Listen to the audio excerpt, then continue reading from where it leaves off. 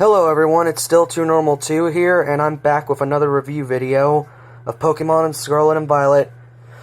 I may have done a review in the past, but I didn't really go into full details. Anyways, this is me in my Scarlet school uniform along with the 3 starters. The reason I'm doing this review now is because Pokemon the Teal Mask is coming out in a few days as of this recording, and I plan on doing that separately along with Indigo Disc whenever it comes out. But let's begin. So, the story of Scarlet and Violet is you move to Paldea region with your mother and are immediately introduced to Director Clavel, the principal or dean of the school you're going to from whichever version. Shortly after, you'll run down the road and meet your neighbor, which is your rival and upperclassman, Nemona. Nemona is a girl who loves Pokemon battles, so much so that I've seen a bunch of memes on the internet of her being obsessive battler. Which I won't deny, it is a little bit something, but moving on. After you pick your starter Pokemon, Nemona then asks Director Clavel if she could have one as well, because even though she technically had one when she started the school, she wanted to restart just to be on training with you.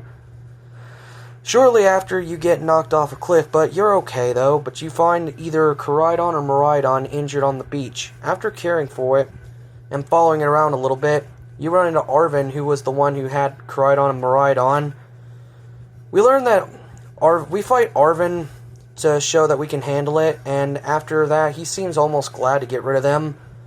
Nemona points out that either he's the son of Professor Tor, which is the professor of Violet, or the son of Professor Sada, the Scarlet version, which he doesn't seem to take pride in at all. He hates the idea.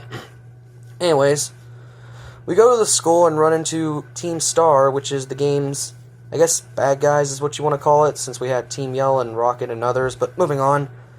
After saving a girl named Penny and get introduced to the new game's mechanic, Terrestrializing. Terrestrializing is, imagine your Pokemon getting a crown on their head with typing, and then they're covered in crystals. It pretty much changes your Pokemon's type. But you can only do this once per battle, and afterwards you either need to go to a Pokemon Center or, I think, battle per battle, but moving on. After some time at school passed, Director Clavel says the treasure hunt begins. In the treasure hunt, you pretty much have to find what you treasure the most. Like, a person can treasure anything. People, money, items, actual gold, Pokemon, just whatever you treasure the most. Anyway, this is where the game splits into 3 different stories. The first story is the Gym League Challenge. This one you're with Nemona, because she encourages you to take on the Gym Leader challenges. It's pretty much what you think. You would go to gym leaders and battle for badges. What makes this interesting is the Paldea is open world, like no area is blocked off to you except for one area, the Great Crater, which we'll discuss in a minute. But yeah, if you can challenge any gym leader you want in any order, and then afterwards you have your typical Elite Four battle. Nemona pops in and out of the story along with Chairman Jita, which, I'm not gonna lie, I was really disappointed in her, because she looked like she could have been an interesting fighter in the battles, but compared to Pokemon battles, champions, this one's definitely the weakest. I think Nemona was meant to be the true champion, which she probably is, since... Never mind. Nemona, you fight her at the very end, just because you finally give it everything you got. The rewards you get out of doing the Gym Leaders Challenge is pretty much what you get. Get a badge, and Pokemon's certain level will obey you. And then we move on to the next story, which is Team Fallen Star Road. You pretty much have to go on and fight the leaders of Team Stars. In this Pokemon game, you can actually just throw your Pokemon out and have them auto-battle, so you just don't have to do battles all the time. In the Starfall Road, you go to 5 Team Star member bases and challenges them to a fight. Once you beat 30 Pokemon, the leaders will come out on these insane vehicles called the Starmobiles. The types are Fairy, Fighting, Dark, Poison, and Fighting. That's also in the Starmobiles. They're pretty much several Pokemon put together to make these cars. After fighting them, you learn some backstories that Team Stars were actually just normal kids in the school that kept getting bullied constantly and nobody was doing a thing. So they decided to do something about it. The leader of Team Star, Big Boss is what they call them, took the fall for the rest of the members so they wouldn't get expelled.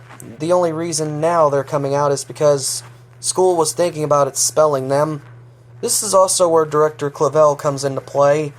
Since he's new to being a principal, he's trying to figure out what happened and see how he could think of a way to better the solution. After defeating all the Team Star bosses, we learn that Penny is Big Boss. We learn that she was the one back then. We also hear that she was sent to live in her home Galar for a year, pretty much expelled for a year, which was kind of tragic, but then after she returned, she wanted to end Team Star so they wouldn't get expelled. Penny's fight is definitely interesting because her team is all Eevees, which I'm not going to lie, I wanted to form that team when I was a kid. Anyways, her story ends with Director Clavel deciding not to expel Team Star, but rather use their training courses to better students' lives and become a better teacher so bullying doesn't have no place here. Now moving on to Arven's story, Battle of the Titans. So Arven's trying to find these plants, these 5 plants that are said to be nutritious. Doing this means you would be fighting giant Pokemon that are Titans. After you beat the Titan Pokemon, you pretty much get a badge from Arven, which he found laying around apparently, or made them. Moving on. But then he also cooks food. The food, if you share your sandwiches with Miraidon and Koraidon, it'll unlock their abilities, like to run fast, jump high, swim, climb, glide. Much useful abilities. Afterwards, you learn that Arven's only doing this to help his friend Mabosstiff, who got injured being near the Great Crater. Mabosstiff has literally been the only Pokemon that's been with him since he was a child, because we learned that his parents really didn't spend much time with him. Pretty much Mabosstiff was the only one there for him. That's why he's going through great lengths to try and save him. This eventually works because Mabosstiff starts to feel better. And afterwards, the professor calls Arven and asks you to come to the Great Crater. Arven decides to give you a Pokemon battle just to see if you can really handle it. And I'm not going to lie, fighting Arven was surprisingly tough. Because I know the Pokemon he gets to help you fight Titans are Pokemon he finds on the side of the road, but he trained them pretty well.